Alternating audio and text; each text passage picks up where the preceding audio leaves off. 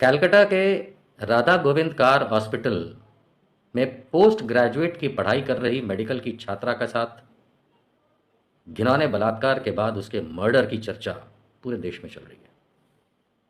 आइए मिलवाता हूं मैं उस आदमी से जो इस मामले का प्राइम अक्यूज्ड है, प्राइम अक्यूज्ड भी है और अब तक का यही अक्यूज्ड है। मिलिए। इस आदमी का नाम है संजय रॉय। संजय रॉय को पुलिस ने गिरफ्तार किया, कलकत्ता पुलिस ने। वो बात और है कि सीबीआई को जांच जा चुकी है, कलकत्ता हाई कोर्ट इस पे सख्त है, अब तो सुप्रीम कोर्ट भी सख्त हो गया है, 20 तारीख को सुनवाई डायरेक्ट कर रहा है। लेकिन मैं जो आज आपको कुछ बातें बताने वाला हूँ वो शायद मीडिया के इन छोटे मोटे क्लिप्स में नहीं चलती। थोड़ा सा पेशेंस रखिएगा, धैर्य रखिएगा, सुनिएगा, और जिन्हें गहराई में ना जाना हो वो इजाज़त ले सकते हैं। संजय रॉय कौन है? ये व्यक्ति गिरफ्तार हुआ है उस लड़की के बलात्कार और मर्डर केस में, कलकत्ता में। संजय रॉय ने बहुत बड़ा खेल खेला है। कौन है संजय रॉय, जानते हैं? संजय रॉय कोलकाता पुलिस के डिजास्टर मैनेजमेंट ग्रुप में एक सिविक वॉलंटियर है और अच्छे खासे ओहदे पर है। 2019 से वो इस काम में पुलिस का मददगार है। मान के चलिए कि ये बहुत क्लियर है कि कलकत्ता पुलिस की 4th बटालियन जहां रहती है उसमें इस आदमी को रहने के लिए जगह भी दी हुई है, और ये कई बार आरजी कार अस्पताल जहां पे ये हुआ है वहां पोस्टेड भी रहा है। रिपोर्ट के मुताबिक आरजी कार में बहुत बार ये कई लंबे अरसे तक पोस्टेड रहा, जो बाहर बीट होती है पुलिस की उसमें, और इस वजह से उसे अस्पताल के अंदर जा कर के कोने कोने को देखने, समझने, लोगों से वाकिफ होने का पूरा मौका बरसों से मिला। ये आदमी पुलिस वेलफेयर बोर्ड जो होता है उसमें भी है। 14 मेंबर की सेंट्रल कमेटी जो होती है पुलिस वेलफेयर बोर्ड की, उसमें भी है। और अगर ये आदमी उन बोर्ड मेंबर्स में से अगर ये आदमी किसी सुझाव को मना कर दे तो पुलिस ऑफिसर्स के ट्रांसफर तक हो जाते हैं। संजय घोष, इस आदमी को सरकार से रोज 5 लीटर तेल मिलता है पुलिस मोटरसाइकिल और अपने पर्सनल यूज के लिए, क्योंकि ये बड़ा पावरफुल आदमी है। आप एक बात समझिए, बहुत इंपॉर्टेंट है। ये देख पा रहे हैं, ये इसकी जो बाइक है इस पे पुलिस का स्टिकर, और ये आदमी देख रहे हैं आप, बड़ा पावरफुल आदमी है कलकत्ते का। इसमें यह मालूम चला है कि संजय रॉय, इसका नाम है संजय रॉय, इसके खिलाफ पहले भी कई मामले हैं। फिरौती, डराना धमकाना और महिलाओं को खास करके प्रताड़ित करना, संजय रॉय के खिलाफ बहुत सारे मामले हैं। कमाल की बात तो यह है कि यह आदमी पुलिस की फोर्स में साथी है, लेकिन इस पे 2 ऐसे घिनौने कांड पहले दर्ज हो चुके हैं, उसके बाद भी पुलिस में ये सहायक है। 2022 में 2022 में इस आदमी ने अपनी प्रेग्नेंट वाइफ को मारा पीटा था। ये पुलिस को पता है, पुलिस के अंदर केस है। और बाद में एक फीमेल डॉक्टर, महिला डॉक्टर के साथ बहुत लड़ाई झगड़ा किया था अभी कुछ हफ्ते पहले, ये भी कलकत्ता पुलिस को पता है। इसके बाद भी ये आदमी अपनी प्रेग्नेंट वाइफ के साथ इतनी घिनौनी मारपीट करता है फीमेल डॉक्टर को, उसके बाद भी ये खुला घूम रहा था। और ना सिर्फ खुला घूम रहा था, ये वहां पोस्टेड था। इसके खिलाफ और भी बहुत सारी शिकायतें हैं। श्याम बाजार पुलिस आउटपोस्ट, ताला पुलिस स्टेशन के अंदर बहुत कुछ है, मतलब क्या गिनाऊं मैं। लेकिन इसकी काफ़ी पहचान भी है। माना जाता है कि हाल में जो तला पुलिस स्टेशन के आउटपोस्ट से ट्रांसफर्स हुए हैं 6 लोगों के, वो इसी ने करवाए हैं।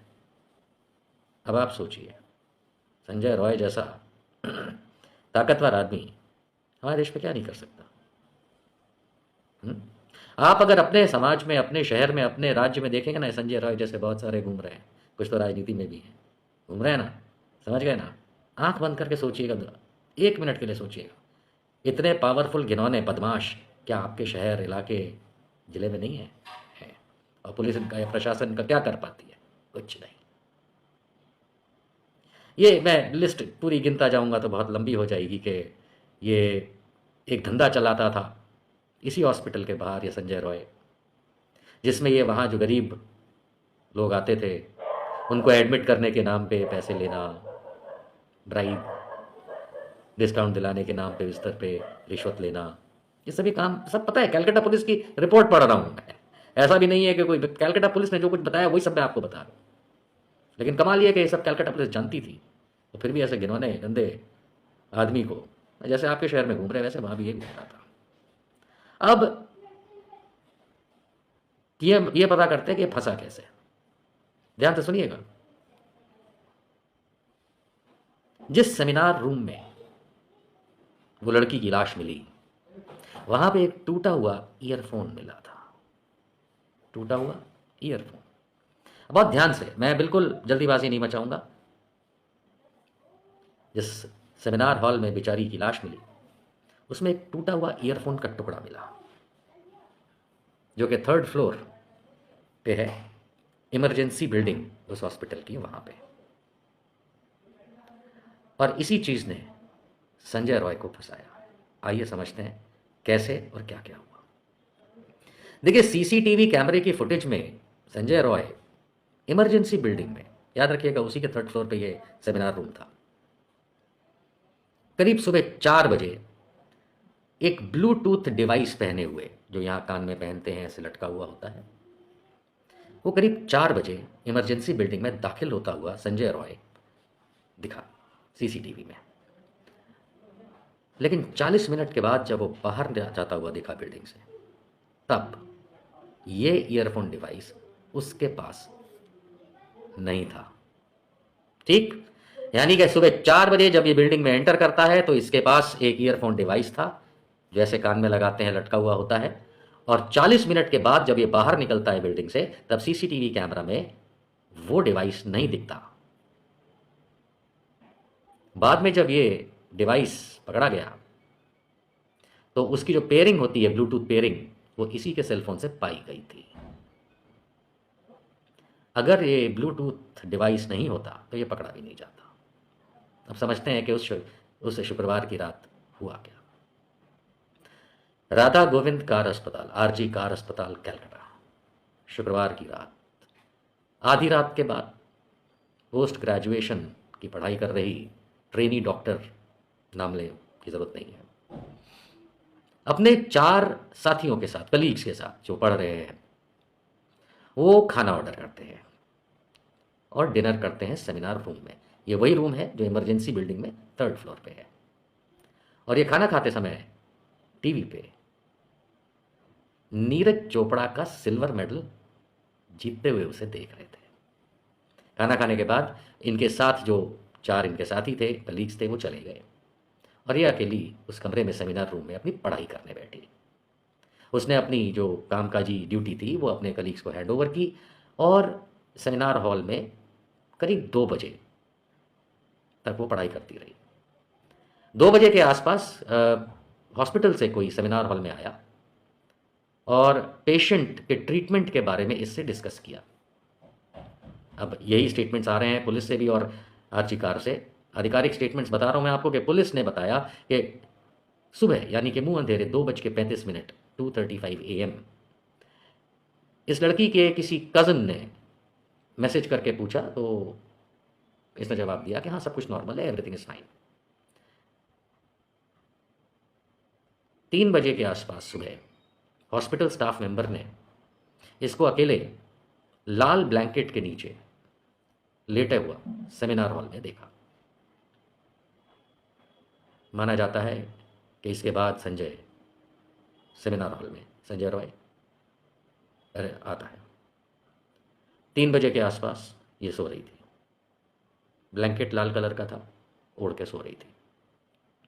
4 बजे के आसपास फिर संजय रॉय इसी सेमिनार रूम में आता है और इसके हाथ पैर पकड़ के, मुंह पे हाथ से दबा करके, जो भी चीज़ मुंह पे हाथ बीच में रख के ताकि आवाज़ ना निकल पाए, गला दबा के इसका सेक्सुअल असॉल्ट करता है। हिंदी में रेप कहते हैं, बलात्कार। जब इस औरत को पाया गया दूसरे दिन तो मिला कि इसके जो चश्मे थे टूटे हुए थे, नज़दीक में लैपटॉप रखा था और ऐसा लग रहा था कि इसने अपने आप को बचाने की बहुत कोशिश की। इसकी आंखों में दोनों में ब्लड क्लॉटिंग थी। साफ दिख रहा था कि मुंह पे किसी ने ज़बरदस्ती कुछ रख के इसका मुंह दबाया है और दीवाल के खिलाफ, दीवाल से टकराया है सर वगैरह, जिससे उसके चेहरे पे चोटें आईं। साथ ही साथ जिन लोगों को थोड़ा मेडिकल ज्ञान है, गले के अंदर थायराइड ग्लैंड होता है, उसमें भी ब्लड क्लॉटिंग मिली। इसका मतलब यही होता है कि जो हमलावर था उसने गर्दन बहुत ज़ोर से दबाई थी। इस लड़की के चेहरे पे नाखून के निशान हैं, शरीर पे अन्य जगह नाखून के निशान हैं। इसका मतलब यही होता है कि इसका मुंह दबाने की और किसी ने, हमलावर ने इसके ऊपर अपने पंजों से, हाथों से लड़ाई जैसा सीन जिसके निशान मिले। सुबह 7:30 इसका शरीर, लड़की की डेड बॉडी हॉस्पिटल वालों को दिखती है। नज़दीक में एक बंद लैपटॉप मिलता है जो उसके सर के पास था, एक डायरी थी, एक मोबाइल फ़ोन रखा था और एक प्लास्टिक की पानी की बोतल थी जो गिरी पड़ी थी। अब इसको हम जिसको लीगल लैंग्वेज में कहेंगे या अंडरस्टैंडिंग की लैंग्वेज में कहेंगे, सीक्वेंस ऑफ इवेंट्स कि कब क्या उसके बाद हुआ। सुबह 9:30 याद रखिए कि ये चीज़ जो है, डेड बॉडी सुबह 7:30 अस्पताल प्रशासन को मिली, जिसके बाद सुबह 9:30 एएसपी साहब, असिस्टेंट सुपरिटेंडेंट ऑफ पुलिस साहब ने विक्टिम यानी लड़की के माँ बाप को फ़ोन करके बताया कि लड़की ने सुसाइड किया है। सुबह 10:10 पे इंस्पेक्टर इंचार्ज उस आउटपोस्ट का, उसको बताया जाता है। 10:30 तालाब पुलिस स्टेशन अपने CP, DCP, JCP, additional CP सबको अलर्ट करती है। 11:30 police officers, additional commissioner of police की रैंक के वहाँ पहुँचते हैं। 1 बजे के आसपास दोपहर लड़की के माँ बाप को देखा जाता है कि वो पहुँचे हॉस्पिटल। इस समय फॉरेंसिक टीम सेमिनार रूम का एग्जामिनेशन कर रही है, क्राइम सीन का। शुरू में माँ बाप ने कहा कि उनको पुलिस ने घंटों तक अंदर नहीं जाने दिया, लेकिन ऐसा नहीं हुआ। 1:10 पे माँ बाप जो हैं उनको अंदर जाने दिया गया और बाकी स्टूडेंट्स के साथ बॉडी को आइडेंटिफाई किया इत्यादि। दोपहर 3:55 पे लड़की के बाप ने जुडिशियल मजिस्ट्रेट को बुला करके उनके सामने सारी रिकॉर्ड इन्फॉर्मेशन कराने की रिक्वेस्ट की। 4:20 पे जुडिशियल मजिस्ट्रेट आते हैं और वीडियोग्राफी वगैरह सब करवाते हैं और उस सारी जानकारी पे, जिसको इंक्वेस्ट कहा जाता है, लड़की की माताजी साइन करती हैं। 5:30 शाम को बॉडी को वहाँ से हटाया जाता है। इस समय तक लगभग 10 घंटा बॉडी वहाँ पे थी और फिर पोस्टमार्टम के लिए भेजा जाता है। शाम को 6:10 से शुरू होता है पोस्टमार्टम और 7:10 पे ख़त्म होता है। पोस्टमार्टम में क्या मिला? ऑफिशियल पोस्टमार्टम रिपोर्ट देर रात को आती है। उसमें बलात्कार कंफर्म किया जाता है, सेक्सुअल असॉल्ट हुआ है। पोस्टमार्टम रिपोर्ट में बताया गया कि मल्टीपल साइंस ऑफ इंजरीज है, मतलब बहुत सारी जगह चोट लगी हैं और स्ट्रगल किया था लड़की ने अपने आप को बचाने के लिए, उसके निशान मिले। पोस्टमार्टम रिपोर्ट में चेहरे पे, आंखों में खून के धब्बे मिलते हैं, स्क्रैच मार्क्स मिलते हैं यानी कि नाखून के निशान मिलते हैं और बॉडी में कई जगह से ब्लीडिंग होती है। प्राइवेट पार्ट मिला करके कि लड़की के प्राइवेट पार्ट से ब्लीडिंग हुई थी। मृत्यु का कारण बताया जाता है कि गला दबाने और मुंह बंद करने से, सांस ना ले पाने से हुई। लड़की का मुंह, गला लगातार दबाए रखने की वजह से, ताकि वो चिल्ला ना पाए, उसके गले को दबाए रखने से, सांस नहीं ले पाने की वजह से, अंग्रेजी में कहते हैं स्ट्रैंगुलेशन की वजह से, उसकी थायराइड कार्टिलेज टूट गई थी। ऑफ कोर्स सांस भी नहीं ले पाई और मृत्यु हुई। बहुत सारी जगहों पे चोटों के निशान, गले पे, आँख पे, मुंह पे, और हम सब समझ सकते हैं कि ये क्यों होता है। पोस्टमार्टम रिपोर्ट में यहाँ तक एक इन्फॉर्मेशन बताई गई है कि क्योंकि लड़की सो रही थी उस समय जब उस पे हमला हुआ और किसी ने ओवरपावर किया, यानी कि संजय रॉय ने।